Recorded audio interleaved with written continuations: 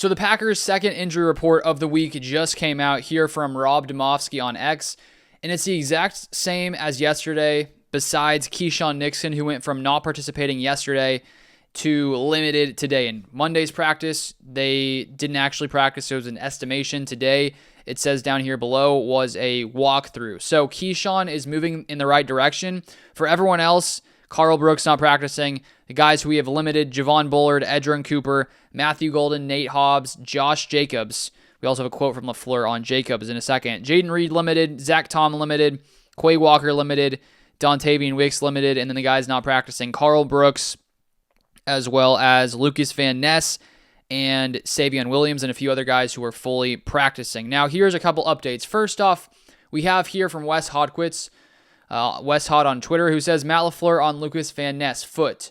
I think we all were thinking he'd be further along than where he is, and unfortunately, he's where he's at. It's a day-to-day thing. End of quote. He tried to go versus Minnesota and wasn't feeling right. So that makes a lot of sense.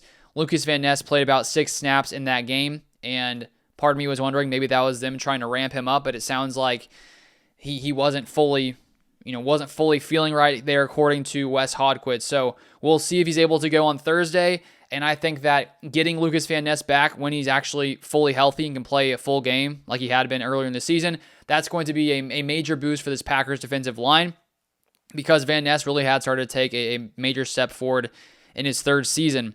And then we also have an update here from Wes Hodquist, who says Packers will give cornerback Keisean Nixon neck until game day to play Thursday, per LaFleur. LaFleur on Josh Jacobs, we'll see how he responds. We didn't have a full practice. Everything was a walkthrough today, so we'll see how he's feeling on game day, end of quote. And with Josh Jacobs, I think that the Packers, after seeing how well Emmanuel Wilson played in that game on Sunday, they have to be, I would say, at least a little more willing to allow Josh Jacobs to miss Thursday's game. Now, looking back at some of Josh Jacobs' quotes from the end of last week, it sounds like he plans on playing.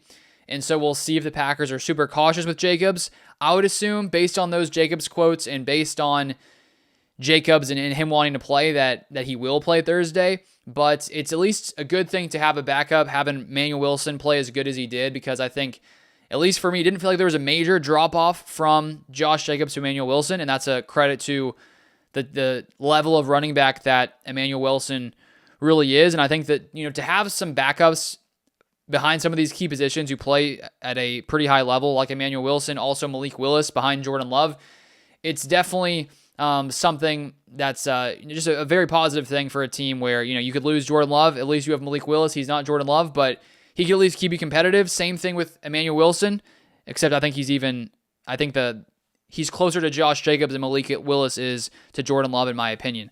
Those are the main updates for today. If you want more Packers updates, feel free to subscribe. I'll be out with a video previewing the Lions-Packers game tomorrow, so feel free to check that out here tomorrow on this channel. That's it for today, and I'll see you guys next time.